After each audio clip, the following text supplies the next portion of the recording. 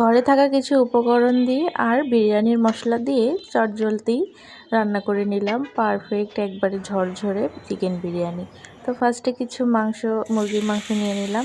আগে থেকে মাংসের মধ্যে আমি লবণ আর মরিচের গুঁড়ো মিশিয়ে রেখেছিলাম। এখন ভালো করে এটাকে ভেজে নিব।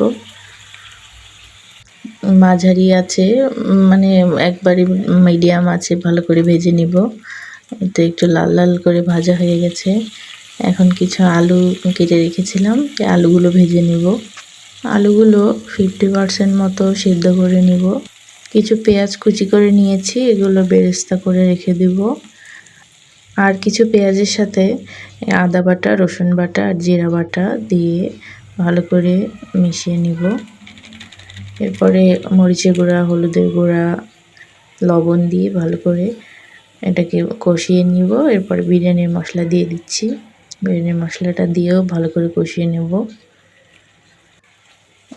ভালো করে কষিয়ে নিয়ে এরপর এই পর্যায়ে দিয়ে দেব আগে থেকে ভেজে রাখা আলু আর মুরগির মাংসটা দিয়ে ভালো করে মিক্স করে নিব। ভালো করে নাড়াচাড়া করে এর সাথে মিশিয়ে নিব। মিশিয়ে নেওয়া হয়ে গেলে এখানে আমি পরিমাণ মতো পানি দিয়ে দিব। পরিমাণ মতো পানি দিয়ে ভালো করে এটাকে সিদ্ধ করে নিব। এখানে কিন্তু আমি একটু গুঁড়ো দুধ পানি দিয়ে ভিজিয়ে লিকুইড করে দিয়ে দিয়েছিলাম, ওটা স্কিপ করে ফেলেছি। আপনারা চাইলে নাও দিতে পারেন।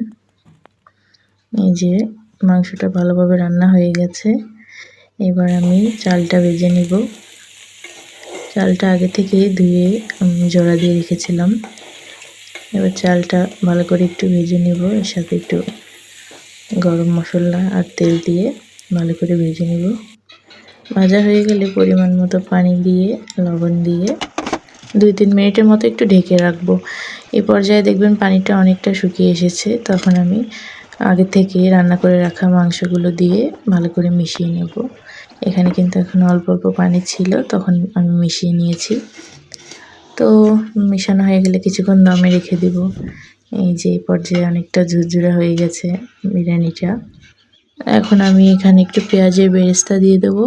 বেরেস্তাটা দেওয়া হয়ে গেলে আমি কিছুক্ষণ দমে রেখে দেব। এই যে বেরেস্তাগুলো দিয়ে দিচ্ছি। দিয়ে কিছুক্ষণ আমি 5 মিনিট মতো দমে রেখে দিব আবার। এরপরে একবারে পারফেক্ট ঝুরঝুরা বিরিয়ানি আমার রেডি হয়ে যাবে। তো এই দেখুন বন্ধুরা, অনেকটা ঝরঝরা হয়ে গিয়েছে, একবারে পারফেক্ট। তো ভিডিওটা কেমন লাগলো অবশ্যই কমেন্ট করে জানাবেন। সবাই ভালো থাকেন। আল্লাহ হাফেজ।